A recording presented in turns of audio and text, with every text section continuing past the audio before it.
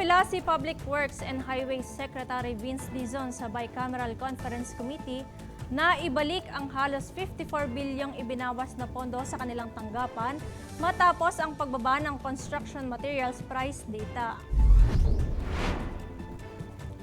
Sa ikalawang budget deliberation kahapon, sinabi ni Dizon na ang pagbawas ng pondo sa humigit kumulang 10,000 proyekto ay magreresulta ng unimplementable projects. Giit ni Senator Loren Legarda, malinaw na si Dizon mismo ang nagsabing bawasan ang presyo ng overpriced na materyales. Hindi po Senado ang nagtakda ng presyo. Lahat po ng nakalap naming impormasyon ay ayon sa Department of Public Works and Highways. That's very clear. And therefore, they computed. We are willing to listen, of course. We are reasonable people. That's why we serve the people. But let it be very clear. The senators did not invent the numbers. These are from the Department of Public Works and Highways, the previous administration, and the new incumbent administration. In fact, it was live streamed. You can go back in your records. No less than Secretary Vince Dizon said to the chair, ibaba nga nyo, tanggalin yung mga proyektong to mula sa 800 plus na flood control, naging 625, pwede pa nyong ibaba, sige. Pero ayon kay Dizon, ang tapyas presyo sa construction materials ay direktiba ni Pangulong Ferdinand Marcos Jr. Ayon sa kalihim, tugon ito ng administrasyon para maiwasan ang korupsyon at matiyak na tama ang paggamit sa pondo ng bayan.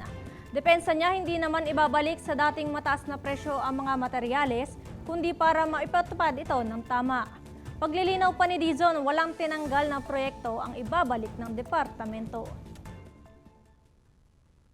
Our fear is, and I will show later some examples, that the cut made using our adjustment factors, as Sen Win correctly pointed out, across the board, across roughly 10,000 projects in the General Appropriations Bill, may result inevitably in projects that will end up being unimplementable because of the way that they were applied to the various projects. So ito lang po ang aming hinihiling. Hindi ho namin, ulitin ko, hindi ho namin ibabalik ang presyo ulit at itataas. Ikalawa, wala po kaming project na ipapadagdag ulit. Wala pong ibabalik. Wala pong duplicate project na tinanggal na ibabalik. Wala pong flood control project na ibabalik.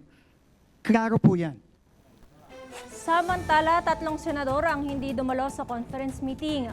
Kabilang dito sina Senators Camille Villar at JV Ejercito. Hindi rin dumalo si Senator Bato de la Rosa na matatandaang absent sa plenary sessions simula pa noong Nobyembre kahit isa pa ito sa conferees. Magpapatuloy naman ang budget deliberation ng BICAM mamayang alas 4 ng hapon.